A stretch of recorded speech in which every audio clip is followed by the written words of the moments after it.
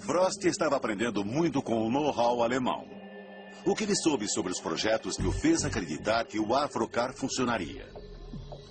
Será que tinha a ver com um projeto nazista ultra-secreto chamado Repulsion? Concebido pelo engenheiro austríaco Victor Schauberger, ele guarda muito mais do que uma mera semelhança com o Avrocar de Frost. Georg Schauberger é neto de Victor Schauberger. Ele possui o modelo original do aparelho. E este é o protótipo. Victor Schauberger é muito bem conhecido quando se fala de sucção, antigravidade, levitação, energia. E este é o chamado repulsing. Schauberger fez seu trabalho no campo de concentração de Mauthausen.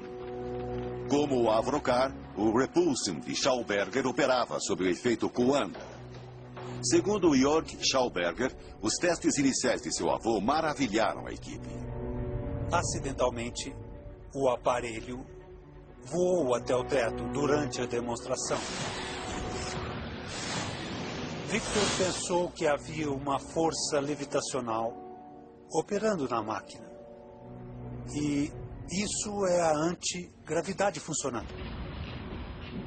Mas em 1944, quando Schauberger e sua equipe estavam fazendo progressos, a SS ordenou que ele fosse para o leste.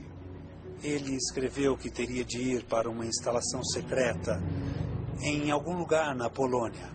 E aí não tivemos mais notícias dele por muitas e muitas semanas. Polônia, onde nasceu o Sino, outro projeto nazista ligado a vórtex e antigravidade. Será que Schauberger foi mandado para reforçar a outra equipe? No fim da guerra, os projetos e protótipos dele foram confiscados pelos aliados.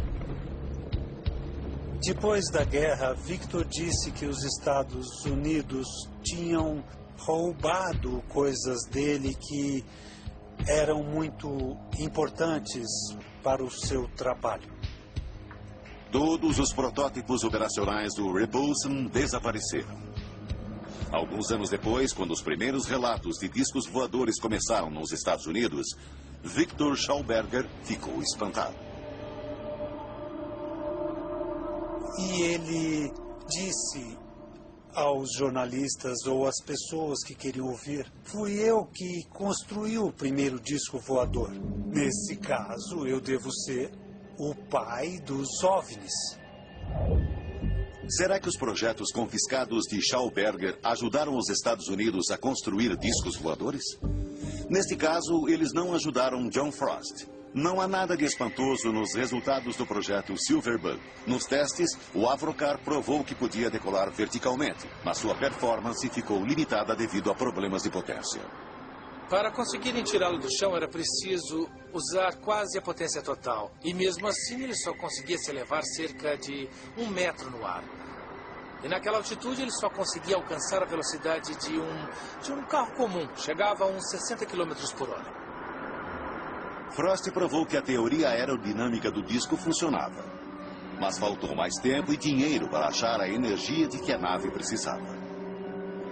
Em 1961, a Força Aérea cancelou o projeto Silverbug e todos os direitos sobre o Avrocar ficaram com o Departamento de Defesa. Parecia o fim da linha para os criadores de discos voadores. Mas será que foi? 4 anos depois, em 1965, um objeto com forma de sino caiu em Kecksburg, Pensilvânia. Os militares e o governo norte-americanos foram acionados imediatamente.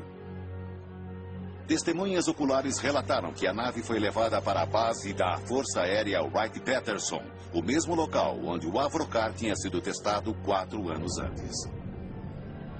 Seria o objeto de Kecksburg parte de um projeto norte-americano secreto para continuar a desenvolver discos voadores? Será que ele caiu porque, como o Avrocar, não tinha potência suficiente e era instável?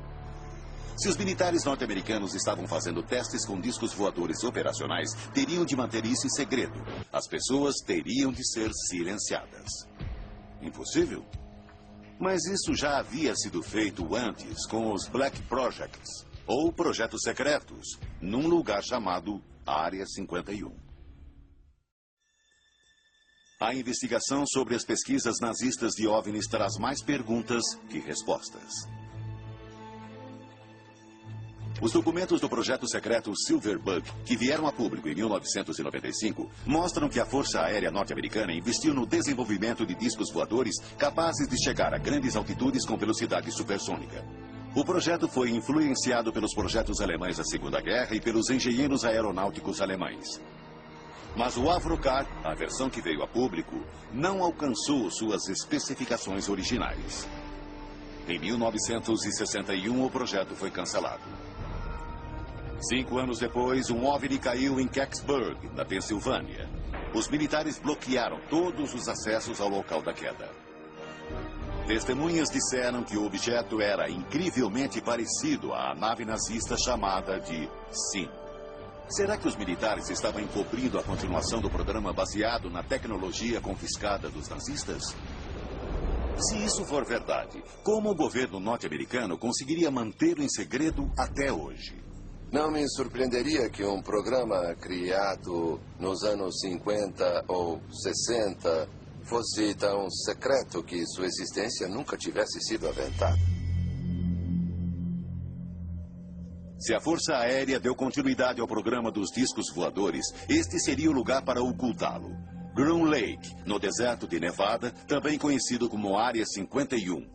A lendária área militar da Força Aérea, onde são testados os protótipos ultra-secretos de aeronaves. Cobrindo mais de 5.000 metros quadrados, é uma região isolada, inóspita e muito bem protegida. Se você chega perto da Área 51, começa a ver a sinalização e na base das placas existe uma ameaça em letras vermelhas, autorizado o uso de força letal. Bill Sweetman conhece a Área 51. Jornalista aposentado, trabalhou na revista Jane's Defense e passou a vida investigando os chamados Black Projects. Esses projetos têm orçamento aprovado pelo Congresso, mas o Departamento de Defesa não assume sua existência. Isso quer dizer que a mera existência desses programas é um segredo? Funciona, é proposital, a existência deles não é revelada. Uma estimativa moderada envolvendo o pessoal e estrutura do serviço secreto nos leva a pelo menos 40 a 45 bilhões de dólares por ano. O mistério que cerca a Área 51 e a confidencialidade dos contratos de trabalho mantém o muro de silêncio. As pessoas que trabalham nesses programas têm muito medo porque, se cometerem indiscrições, elas certamente terão de enfrentar um longo período de prisão, na melhor das hipóteses. O medo garante o silêncio. Em 1975, teve início o programa Stealth para desenvolver caças invisíveis aos radares inimigos. A coordenação do projeto ficava numa instalação de segurança na base Wright-Patterson. Os testes de voo aconteciam à noite. Nem o comandante de Wright-Patterson sabia o que estava acontecendo. Por 13 anos, o projeto foi mantido em segredo, até 1988, quando o mundo teve a primeira visão do incrível F-117.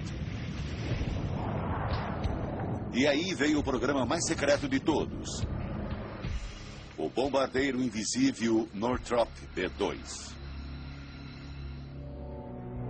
Jack Northrop sempre fora fascinado pela ideia dos caças Delta e sabia que a melhor maneira de reduzir o arrasto é remover a cauda e a fuselagem. Os engenheiros nazistas já haviam provado que isso era possível, com o Horten H-9. Havia inclusive o exemplo de uma aeronave que nunca tinha voado, mas tinha sobrevivido e sido confiscada pelos Estados Unidos, sendo guardada na base da Força Aérea Wright-Patterson. Quando o bombardeiro B-2 foi exibido ao público em 1988, mostrava uma incrível semelhança com o